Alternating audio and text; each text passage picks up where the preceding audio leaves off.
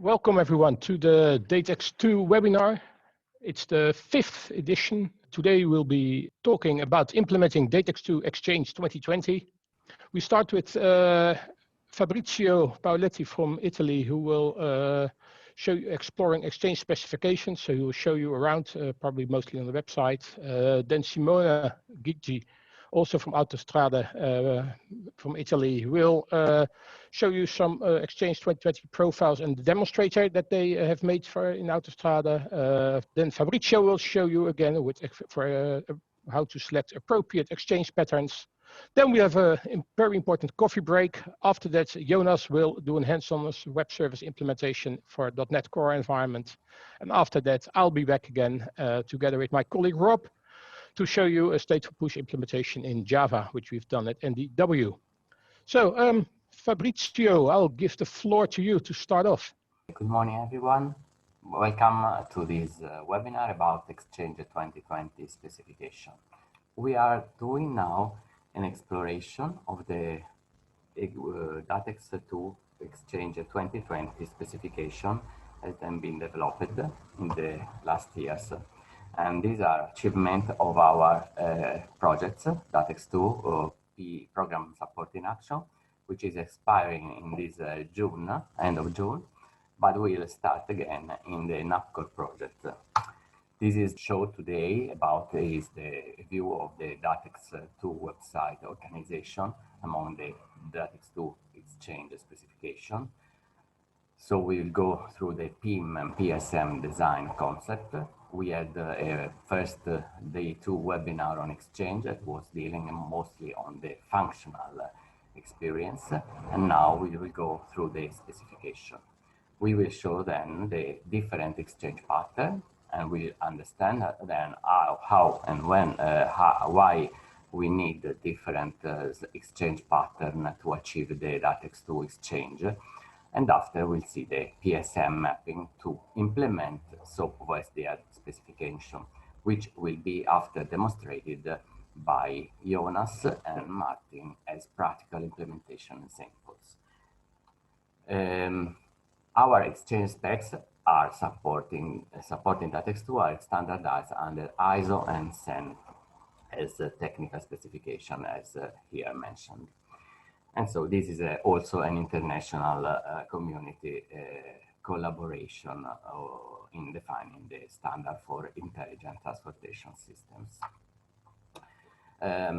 I start with the exchange specs rationale because why do we have this specification, exchange specification are outside of the DATEX framework, which is tailored to manage the content, the payload, as we say. We had in 2006 a first version 1 DATEX II release where the exchange concept were dealt with, and there was an exchange platform to share the content, which was the Snapshot HTTP GET, so-called low-cost profile. We also had push and pull SDL for exchange for data supporting version 1 and version 2, but those were not really complete. Not all the features, not all the synchronization aspects were dealt. And so in 2014, we started with a new discussion to how to approach the exchange and starting this collaboration with ISO. And then we realized the first release in 2018 about the full specification to support the exchange pattern, as we say, and we see them today. And then we did a bit improvement, completing, fulfilling all the aspects of the specification in 2020. I say this because this is in parallel in the DATEX II website. We have a section in the docs website, which is about Exchange 2020, as the specs are here, and the specification rationale is described fully in its history and outcomes that have been later achieved. So After the rationale, we go through the PIM description. So we start as a model-driven architecture, and the PIM describes the general concept for exchange, which are defining, first of all, the business scenarios, which are information delivery and collaborative ITS services.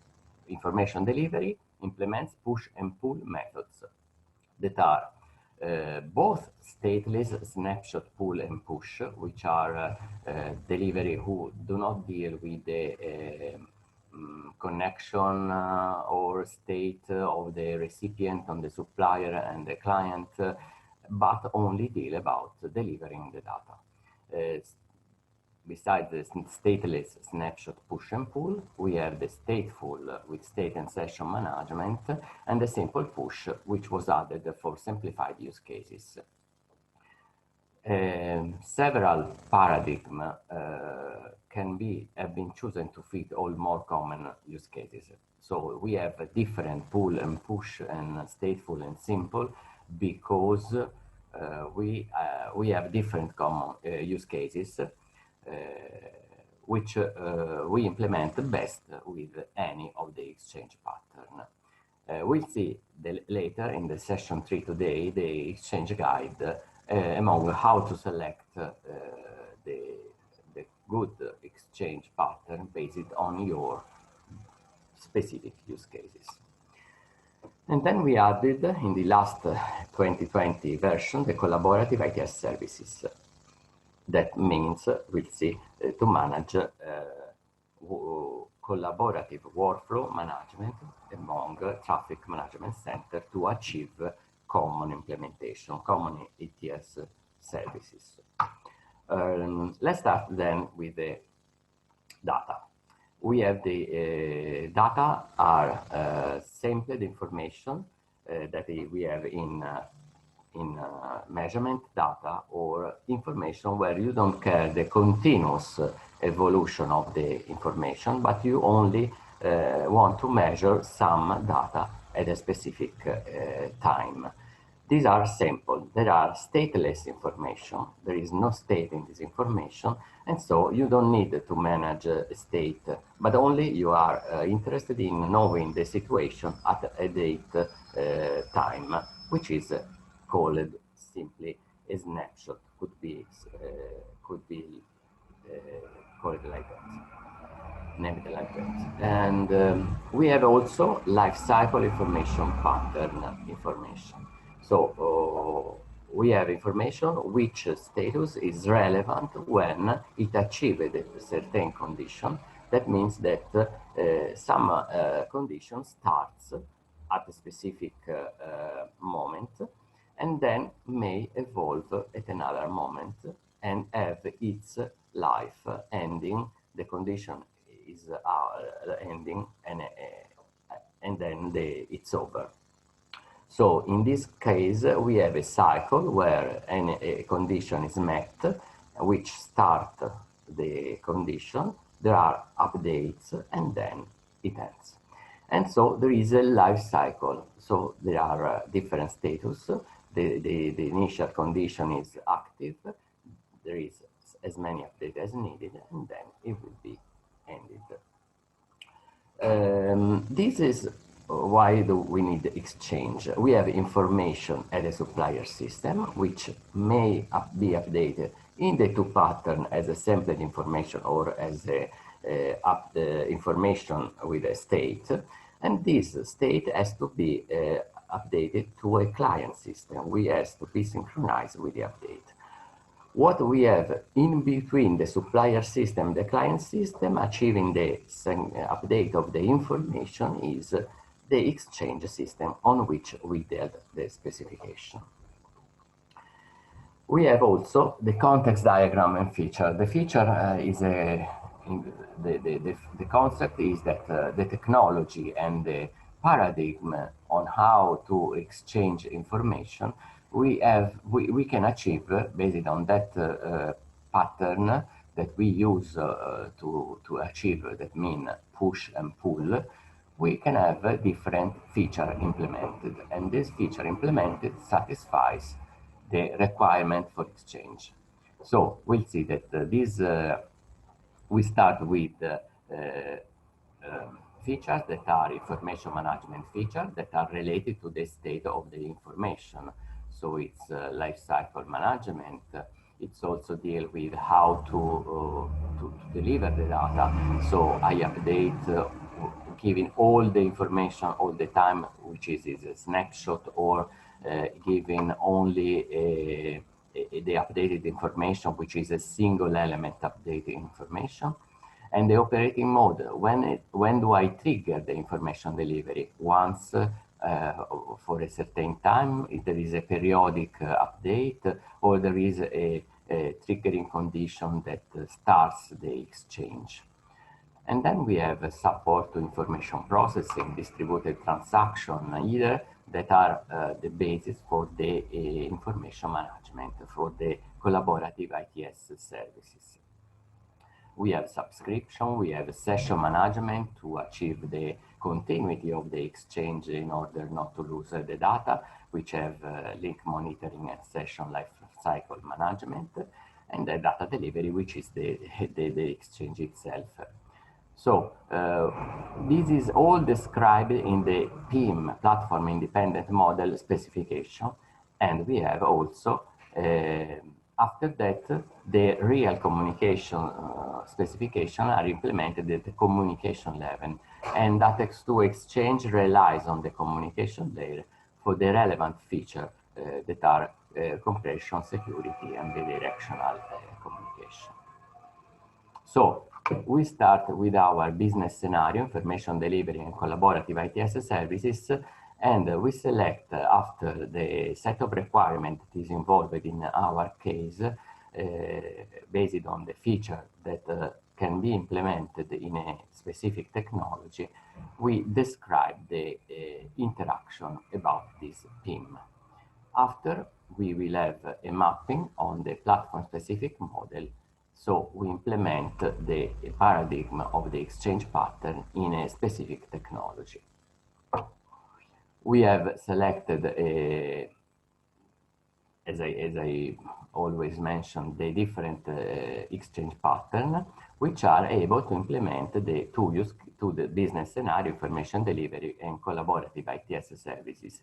Some of that are stateless, some of that are sessionless, some of that are implicit managed synchronization or not. And so we have an increasing complexity in the different paradigm. We have also an increasing number of features which are implemented in the different exchange pattern, and also there are also in the counterpart we have a reduced bandwidth of use, despite the simplest case of snapshot push and pull, which deliver always the same all the data. So we'll go back also to this kind of concept, but just to have an idea of the general features that are implemented in the different exchange pattern. We use UML diagram to define the exchange system. So the exchange as any client supplier system as an exchange agent, which has an interface. So when we have the description of the exchange system in its overall vision, we have the supplier and client system, which have the exchange system and the exchange system, the supplier and client side. And then we have the supplier interface and the client interface, among which we will have the interaction. This interaction is specialized based on the specific exchange pattern. So we have the supplier interface may be a snapshot pull supplier, which achieve the implementation of a snapshot pull, and the snapshot pull client as an hook to get the data through the snapshot pull supplier with its pull snapshot data methods. So simply UML description of the interaction in the exchange. This is general. And also, after the communication diagram, we have the sequence diagram that shows how the function is implemented. So this is the case for the snapshot pull, which is the simplest exchange pattern. We have a method that is a pull snapshot data that is offered by the snapshot pull supplier interface. In the exchange sequence diagram, we omit all the detail because we would have too many actors involved in a sequence diagram, which could be too much. And so we simplify. These are the interface agents in the interface supplier and client interfaces. And so there is a trigger in the client side that starts the exchange. There is a request to the supplier for the pull, invoking the pull snapshot data, and the pull is the payload is retrieved on the supplier and delivered to the client through a message container. The exchange data are a message container and exchange information, which will be shown in the second part by Simone. So normally the pull is very simple, so that we have this invoking the client invokes the supplier method pull snapshot and retrieve the data based on the message container. There is also a specialized implementation of this pull in HTTP GET, which may use directly the payload. So instead of a message container, the data can be retrieved by a payload by HTTP GET. Besides, when you invoke a web services, SOAP web services, the specification implementation is through the message container itself. And so the specifications are about the interface among the snapshot pull and the snapshot pull supplier and client. Any interface described by this interaction is the object of our specification. I want to do this by the website. So I show we show the different sequence diagram, the different state diagram that are available, and also recalling that we have the basic exchange data model dealing with the message container definition, which include the payload information management and CIS information, and the exchange information, which is the support to implement the exchange features. Exchange information, which are based in two sections for exchange context and dynamic information. We'll see the details after. We only want to mention here that we introduce the exchange information to implement the features that are used in the exchange itself. So to make when we described the implementation in PIM in the platform independent model, after we need to implement it in a PSM. And so we map the abstract messages, invocation, and data type as specific definition in the SOAP WSDL method and data structure. And this is we realize that we implement the SOAP. So getting back to the docs website, we see that we have this Exchange 2020 section. Exchange 2020 section as the implementation. We have a platform independent model and platform specific model section. In the platform independent model, we have the different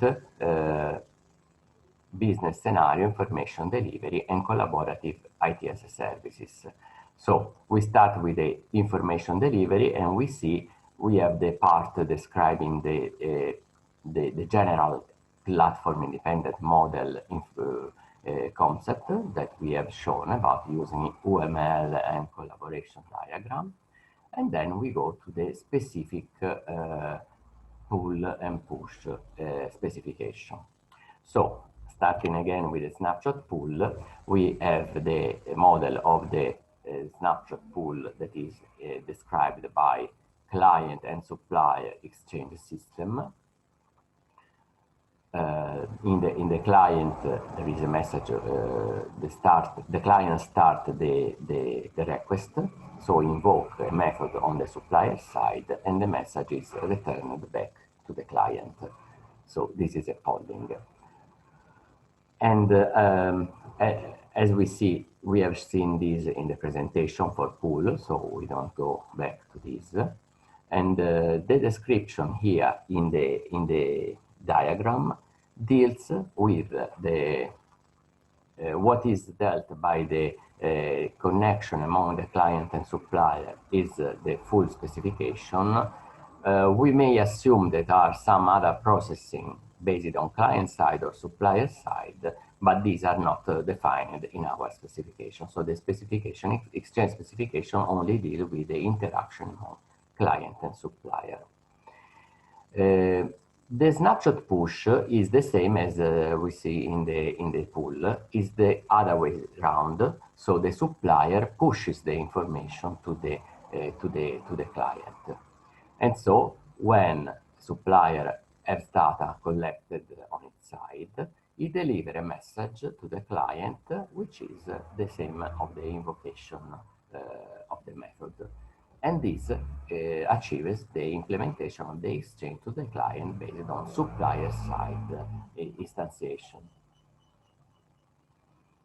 In this, the model, as we can see in the pattern, we have the snapshot pull supplier interface, which get the message container flow to the snapshot push client, which implements the method to which the snapshot push supplier interface connect. So the method is implemented on the client side, the service is implemented on the client side as a put snapshot data method. It delivers message container, which hold the payload and the exchange container, and it retrieves back the exchange information as a return information, giving potential control on the client side about the retrieved messages, the exchanged message. The exchanged message, because it can be validated, of course, XML validation is mostly implicit in the web service. So if something could be wrong in a message container, it is returned back as exchange information. After this, the sequence diagram for push is a bit different because it deals with something that is initiated at supplier side. So when data are ready, the supplier defines a condition on which data should be delivered. And this condition can be either event-driven on occurrence or based on some conditions such as periodic updates, so a timing after some timeout or a certain date and time, the condition is triggered.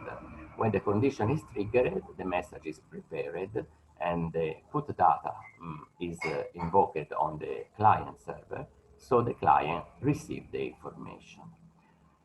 On the client side, there can be some check, besides validation, there can be also some semantic check about what has been achieved, and also the exchange information can be checked against the validity of the supplier to be allowed to send information to a specific client. This kind of optional exchange information check is not dealt within the specification, but it's something that can be added and could be added based on a specific agreement among client and supplier. Anyway, to just deliver the information, the put data is dealt, and the put data is, and the exchange information is returned back that can give further information to the client, to the supplier in this case, because the supplier achieved called the method. We may say, and we will see, how exchange information is tailored, shaped in order to be used in such exchange for any of the exchange pattern, and this will be shown by Simone in the following section. After as these are stateless exchange, we don't need to manage a state in this kind of exchange. There is only the delivery of information is stateless. So we consider this relevant for information which has not a status. When you deliver information which has a status, it may be more useful to manage a connection in a state. We'll see. So when we have a snapshot data delivery is delivered very simply, or by pull or by push. After that, we go to the following specification, which is a simple push. Simple push deals, yes, with the push of the information. The push is allowed in either as a snapshot push. Snapshot push is used as synchronization connection, but also we can deliver a simple push. So we have three methods in these interfaces. The client can be, that is for mostly initialization and synchronization when the connection is established for the first time, and then an incremental put data at a certain date time can be delivered. And so this is it save bandwidth, it save processing on the client side, and allows a timely delivery of the information. As the supplier collects the information, it may deliver as a put data. Further, besides, we have also a keep alive method, which allows to implement a monitoring of the link. So when no data is exchanged, the client can be informed that no data is exchanged by a keep alive. And it informs also that the supplier is alive and up and running, because otherwise it could be down and the client could not understand it is down. So the keep alive function is set in order the client is capable to understand that when a keep alive is missing, and so there is a keep alive timeout and no put data, no put snapshot data are delivered to the client, it may assume that there is something wrong on the supplier side, and so the connection is no more affordable. So this kind of paradigm enables also a requirement about the status of the network, the status of the connection, and the status of the supplier. This has to be dealt via a status diagram. And here it is. We have this simple push management at the beginning. Yeah, we have the start of the simple push on the supplier side. The supplier is the one who initiates the exchange. And we may say that for any client that the supplier has to deliver, he has such a status. The first status is I assume the client off because I never delivered information to it. And then I try, if I need a synchronization, I do a snapshot synchronization, or I can do a payload push when no synchronization is needed. When I do a snapshot synchronization, I do this put snapshot data while I do a put data or keep alive for put data, sorry, on the payload push for no synchronization.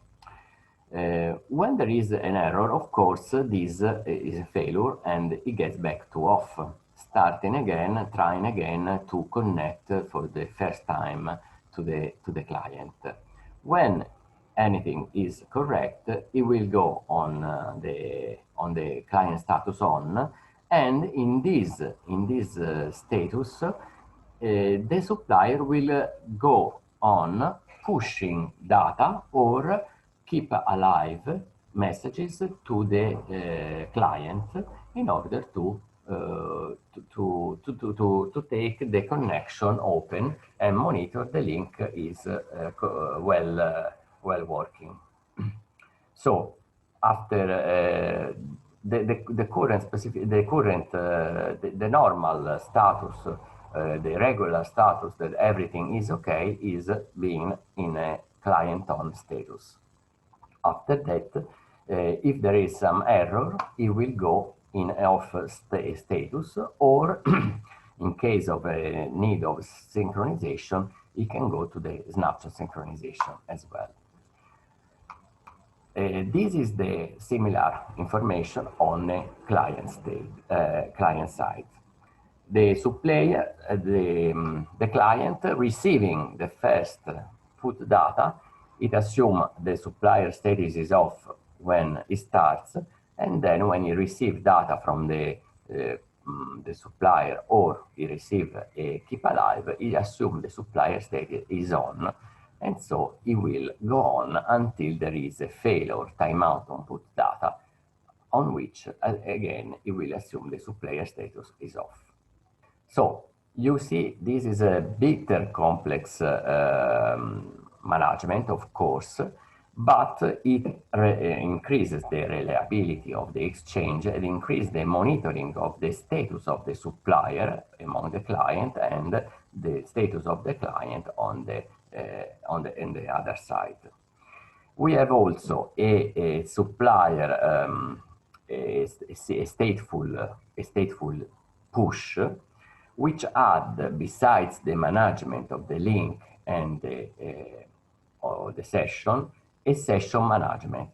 So besides the keep alive management, we add also open session and closed session, which may also improve the reliability of the exchange and the security of having only one access from one client for each supplier.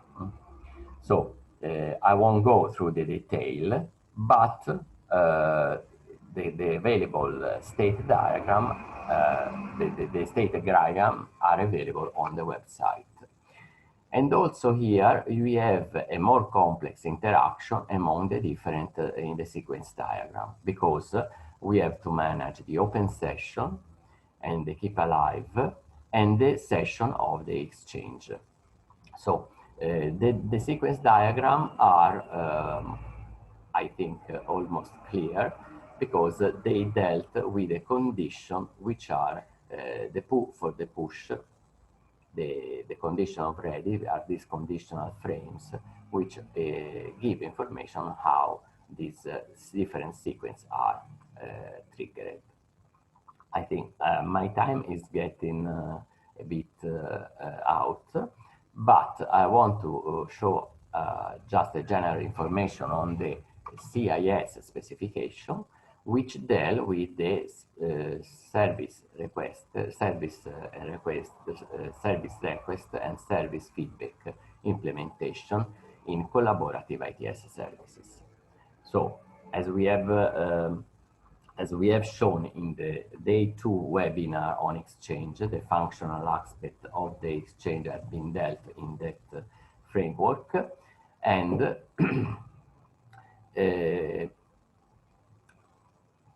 I will be back in the third session today on some functional aspects which will clarify how to implement, why to select a simple push and a stateful push, or a simple sys and a simple stateful sys.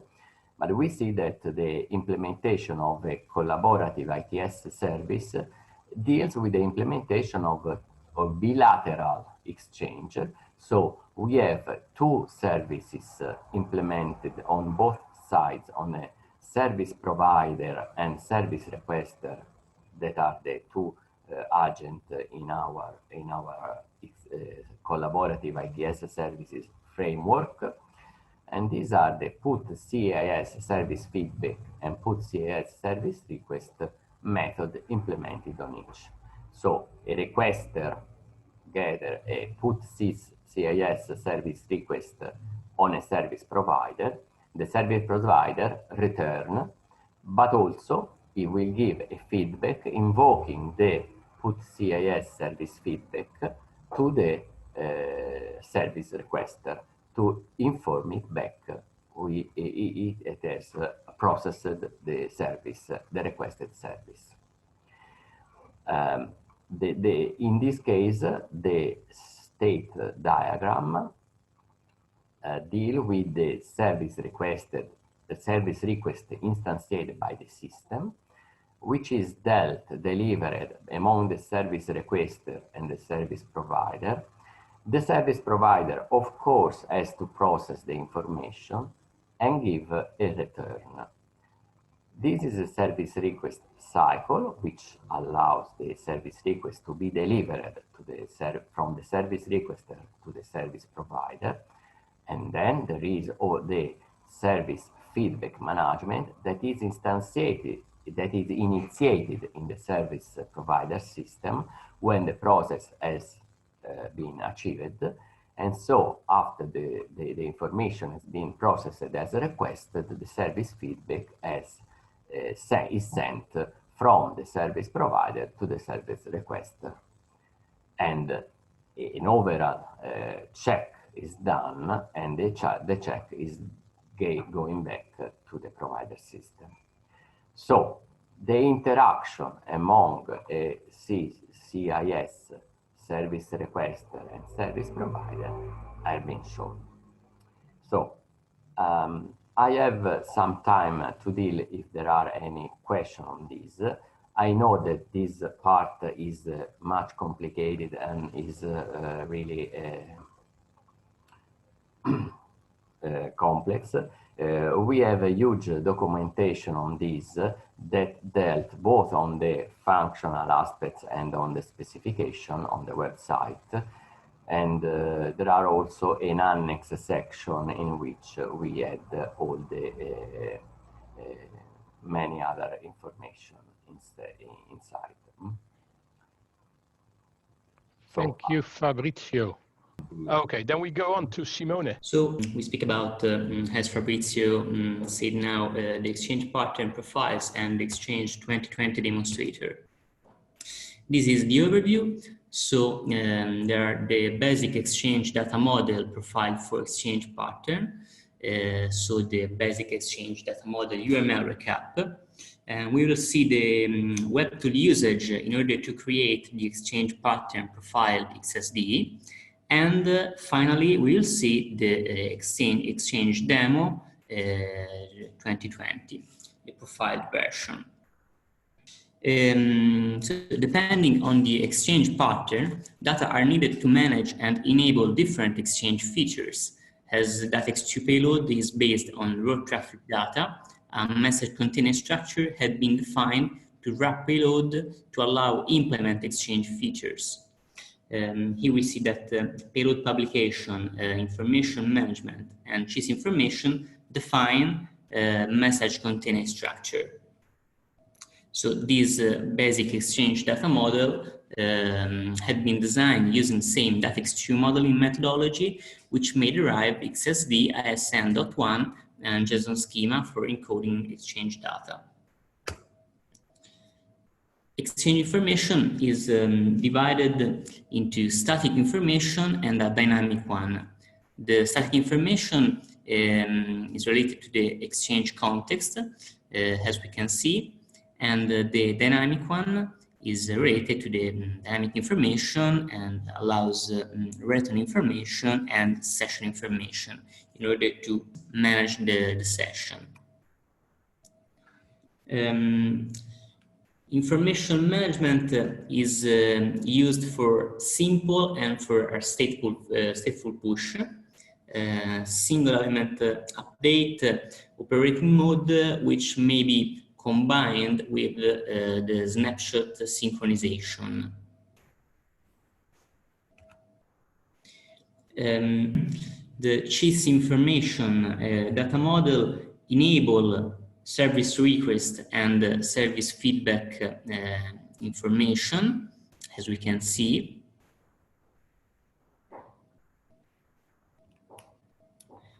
the basic exchange data model allows exchange information, enabling several DATEX II exchange patterns, features, and implementing requirements.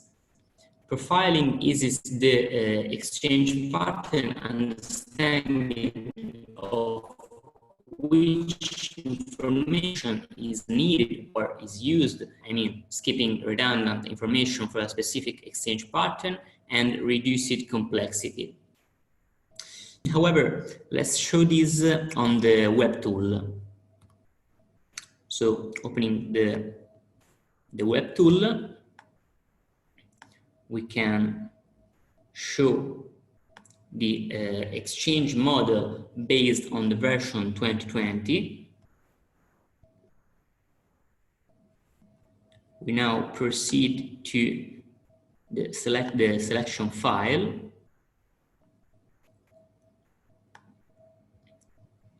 We choose the snapshot pull.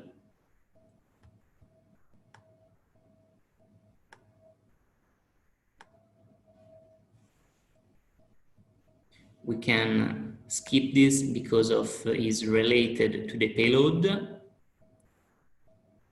Again, we can skip this. And here we see the root element that are exchange information and message container. In the message container, we have only payload and exchange information, whereas in the exchange information, we can see the exchange context,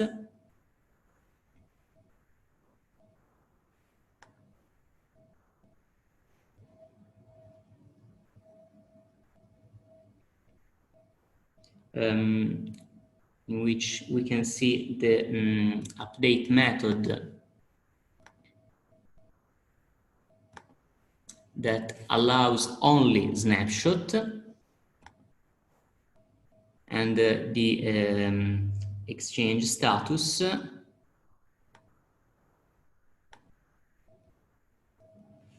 here in the dynamic information. The exchange status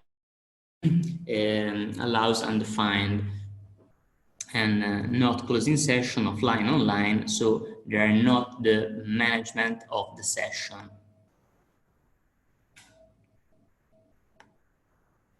And here, as I said, the message container allows only payload and exchange information. So changing the method, we can now show we take the selection file.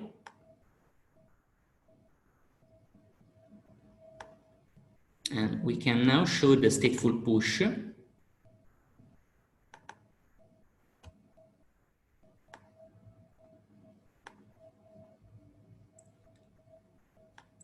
As before, we can skip this because it's related to the payload.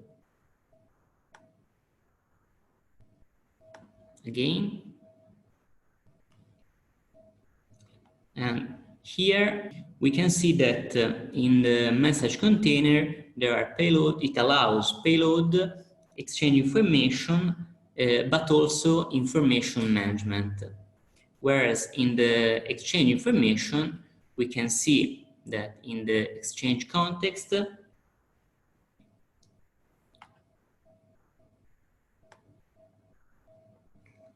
there are operating mode and update method.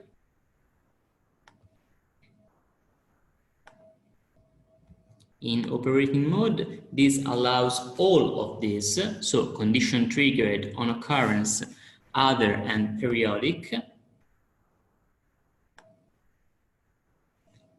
Whereas update method allows not only snapshot, as before we said, for the snapshot pull, but it allows all of this. So all element update, all information update, other, single element update, and of course, snapshot.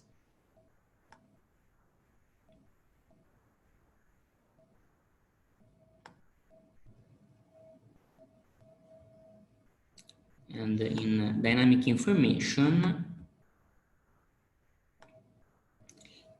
we have also the session information and the return information and the exchange status.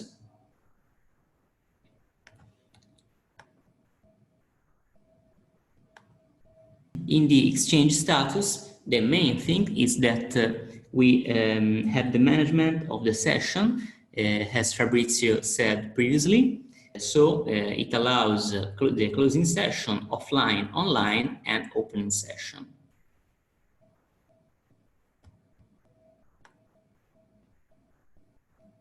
In the message container, as we said, we have the payload, the exchange information, and also information management that allows the information managed resource list. So now we can see another one that is the simple cheese.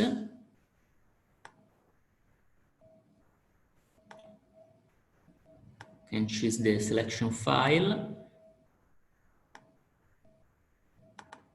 the file .cell of the simple cheese.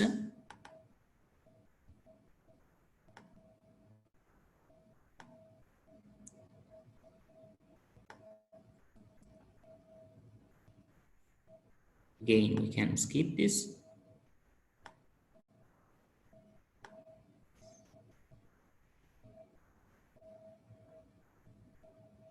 And here we can see that in the message container, we have, of course, payload and exchange information, but we have also cheese information specific of the simple cheese.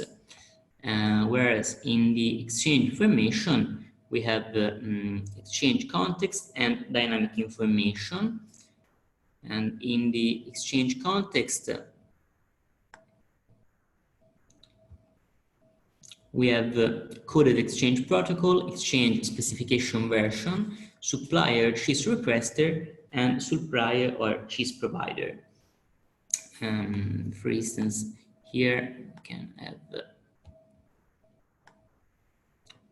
international identifier. Whereas in the dynamic information,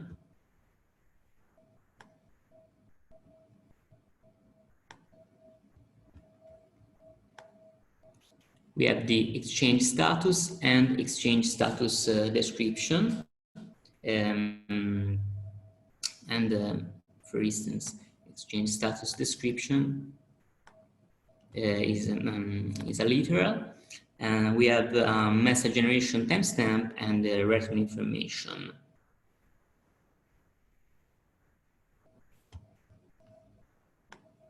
That allows return status and code invalidity reason.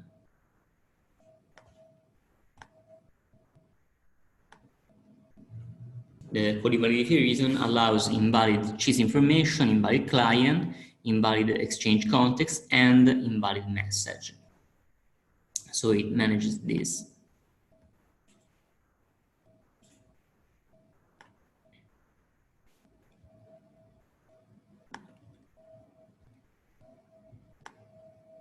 So this is the process in order to generate the code. We have WSDL and XSD that import the SOAP UI, and we have Java code generated plus custom code. And during the runtime validation, we mainly verify that WSDL plus XSD works. The WSDL are specialized for exchange pattern, as not all methods apply to all exchange patterns. XSD profile to fit the exchange pattern best with exchange data, which is needed or used for the specific exchange pattern. And WSDL exchange pattern plus profiled XSD mainly implement the exchange pattern web service implementation for the test environment.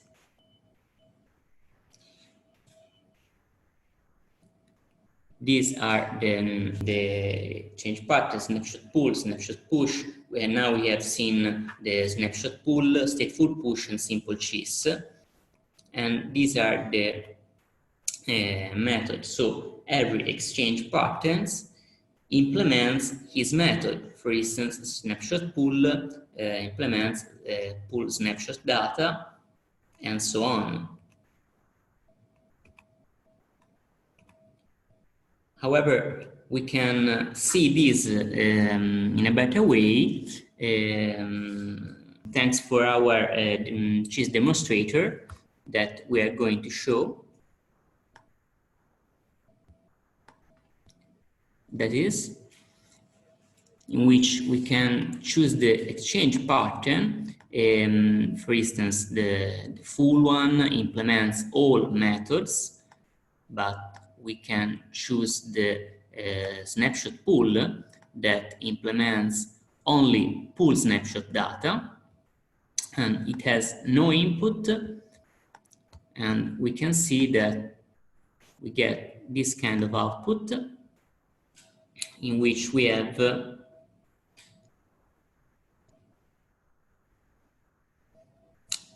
the exchange information with the exchange context, so the code exchange protocol, that is snapshot pull, national identifier, and finally the dynamic information with the exchange status and the message generation timestamp, and of course the return status ACK.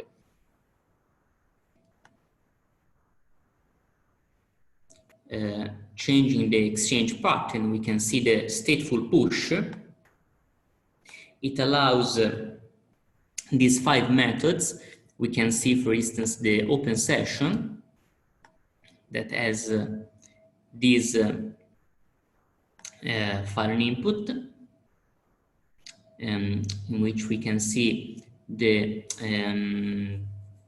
supplier or cheese requester, that is the national identifier, and the exchange status, that is opening session, and running for the output.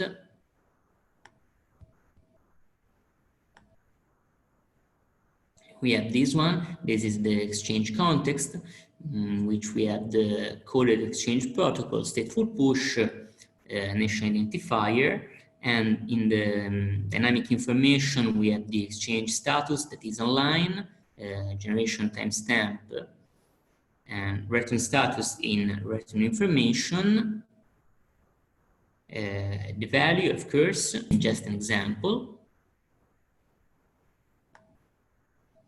Changing the operation,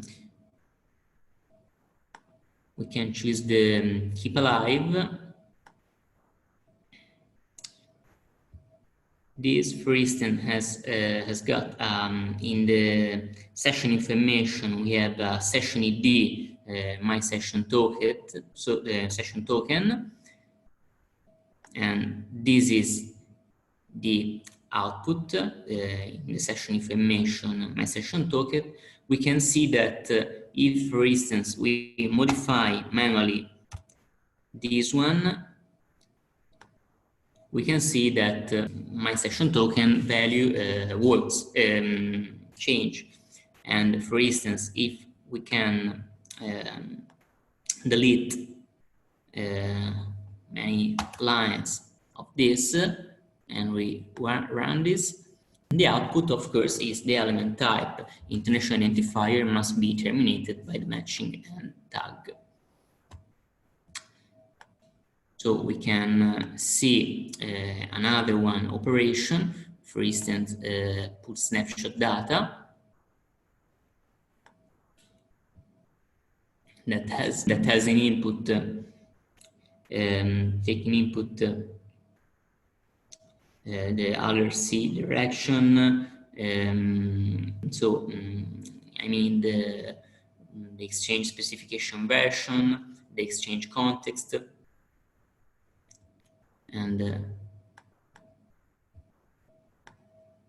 running for the output, we have this one. The exchange status is a closing session because of it managed the session. And if I run again, we can see the message generation timestamp that is now, of course, if I run again this, it changes. So at the end, the final exchange pattern is, we can see the simple cheese that allows put cheese service request and put cheese service feedback.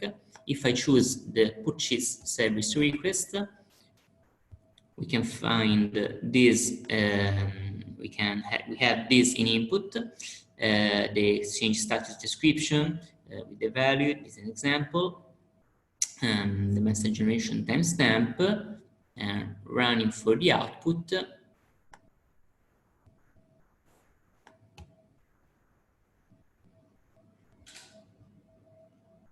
We have the dynamic information in which there is exchange status, some online, message generation timestamp, and in the return information we have the return status, in this case back.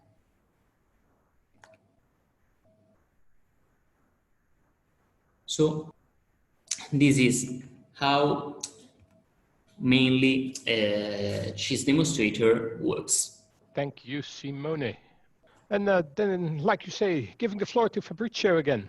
We go back now to a more functional view insight of the exchange. We delivered an exchange guide on the website that is also better. I will show today in more detail.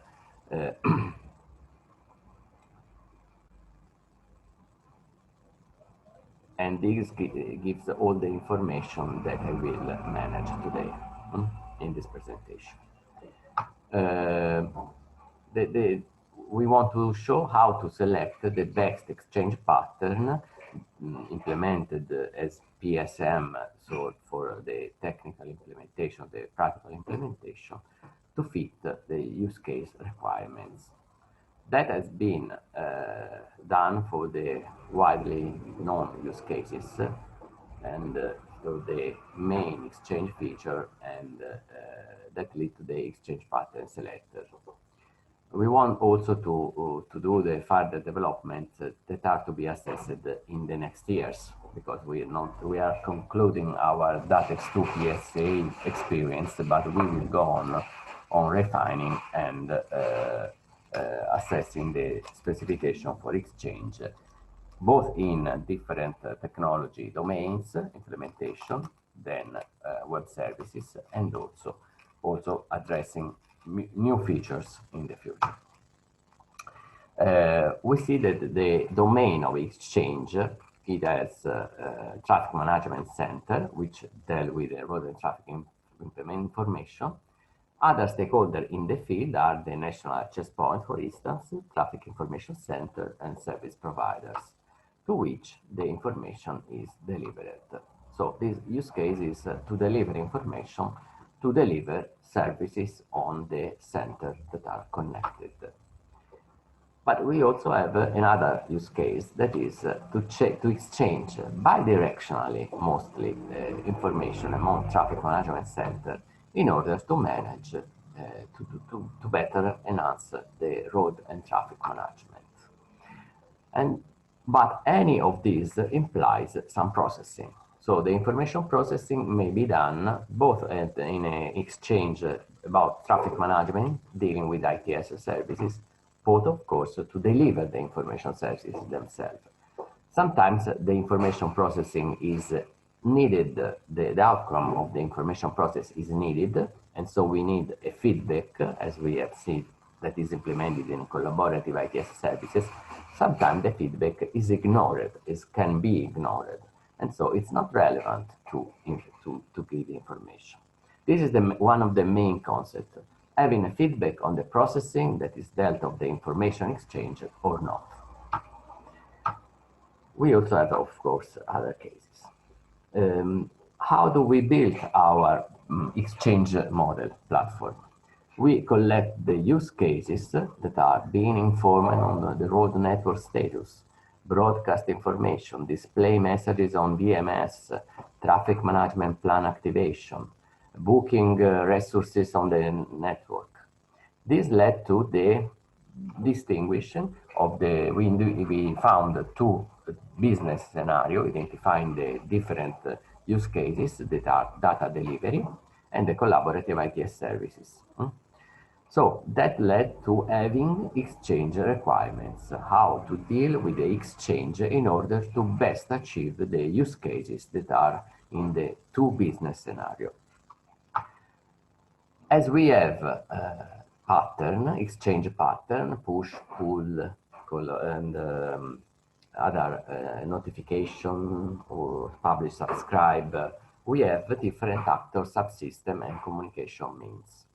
This deal with defining the exchange pattern gives information how to implement the different exchange features that we have seen in the first part of the today's webinar. And then, after we describe the implementation in the exchange, we deal with the mapping of a specific technology with the message encoding rule, which are the XSD that we dealt in the demo, and to implement the method in a specific platform model. So that is the model-driven architecture that we set up for the exchange.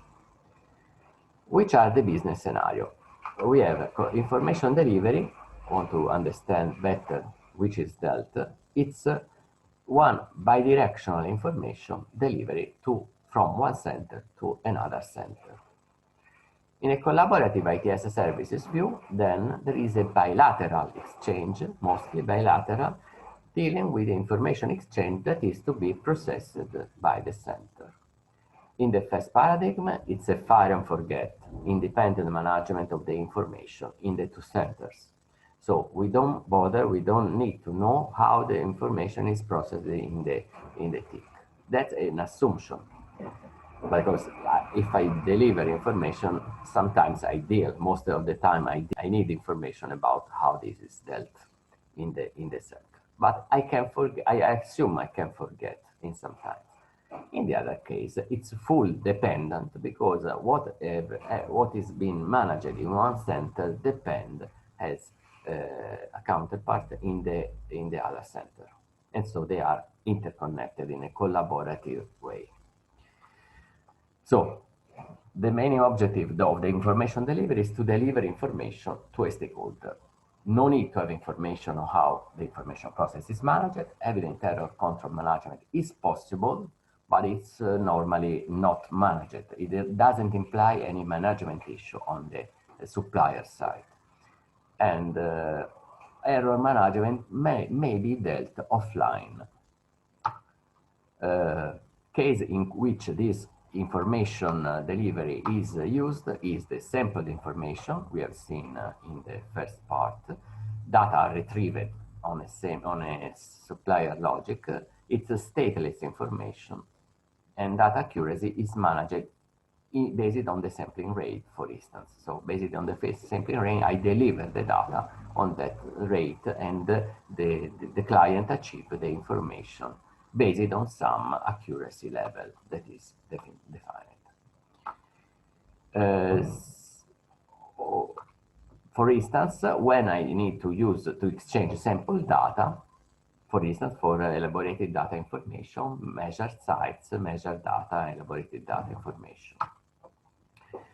Information are managed as a snapshot in this case, because I have the overall set of measured data or elaborated data to be delivered, and normally are updated on a periodic time base. And a slight delay on the information do not decrease the service quality. Frequent sampling interval can be managed to ensure the needed level of services depending on processing cost. So for sampling data, I need a snapshot delivery. I need to deliver the information, and that's all. So For instance, parking data, other categories are VMS table, measurement site table, which can be delivered on this pattern. And so, when on occurrence information is not needed, I also can deliver this information for VMS messages or parking data or the other sites. So, on the other part, we have the lifecycle information pattern. So we have asynchronous information which start in a condition and is updated when the condition, another condition is met. And we need a status. There is something on the road, there is a traffic increasing, and then there is a slow traffic or queue, and then the queue starts, and then there is an evolution of the queue. And 1 kilometer, 2 kilometers, 3 kilometers, 1 hour delay, and then the queue is managed. There is the accident who caused the queue is solved, and the road is cleared, and then the queue is over, and so it ends. So for this kind of information management, it could be in some cases more fruitful to receive the information of the update when the condition is met. So it's an on occurrence information exchange. So the status condition triggers asynchronously when information from road, from an observer, or information from traffic management center, when there is a decision about road work or closing a lane, closing a road, managing traffic condition. So decision-based information or observed information like journalistic information for situation are managed like that. And so it's on occurrence. So it's important to give the information as soon as it is known and deliver it to the supplier. In this case, so which are the different exchange pattern available to implement the different conditions? The pull snapshot is the easiest implementation. It's managed on server side. On server side, there is a static payload generated when needed, based on periodic generation that can be allowed, but also can be on the fly when there is a pool of web services which get the data and get the information back from the supplier. It's instantiated on the client side. So the client side, when need the update, or when it triggers a condition to get an update, it takes the initiative, it takes the action to pull the data from the supplier. And the frequency rate can be set to defining the better precision needed for the services. So Snapshot Pull framework is really easy, and it has a simple implementation on the server. It can have a more costly implementation on the client because it needs to process all the information received. The snapshot push is the same mostly, but it is instantiated on the supplier side. So the snapshot push, it implies that all the data are delivered, all active data are delivered, normally based for on occurrence. And these are mostly to be dealt for periodic update when there are sampled data. If I have a collection of measured data or elaborated data, that when data are ready, they can be delivered. And so the supplier takes the initiative to deliver the whole amount of the snapshot to the client. It's a simple implementation, and the client needs to check the updated data to see how they are managed. So in a snapshot, in a simple push, we add the push of the single information, updated information. So we have all the basis of the triggering as in the snapshot push, but then we can add an enhancement in bandwidth cost and client processing cost, only delivering the updated element. Snapshot can be used to synchronize at the beginning or when needed in case of a network error. And also the link monitoring that we have explained in the first session can be enabled by the Keep Alive, granting that the client is aware of the status of the supplier. And so the data are reliable because they are dealt in the message are kept live. In a stateful push, we add to the simple push paradigm also the session management enable some more trust and security management besides the communication layer. Going on, we have the collaborative ITSS paradigm, where the objective is not anymore to deliver information, but to assume a management of an ITS service is done in a collaborative way. So we have the service request paradigm and feedback, which whenever there are some errors, the feedback is needed to understand how to go on, how to process to trigger new action in the collaborative paradigm. Because the action here, there could be an action tree. The action tree may lead to have a situation which, when is acknowledged or failed, can lead to another decision, another operation to be instantiated, and so on. So the workflow management that is needed in the collaborative ITS services depends on the counterpart of the involved actors' availability of resources and management. We shown in the Day 2 webinar, the layout that we implement in the CIS is the service request and service feedback paradigm, which have been two-phase service request with agreement on a plan, traffic management plan activation and execution of the traffic management plan agreed. And then there is the implementation phase. So it's a two-phase for agreement execution, or one shot just asking to implement a condition which may be or not agreed, but only on one phase, one shot paradigm. So in a service request, I have a first I may have a first information that the request is compliant to the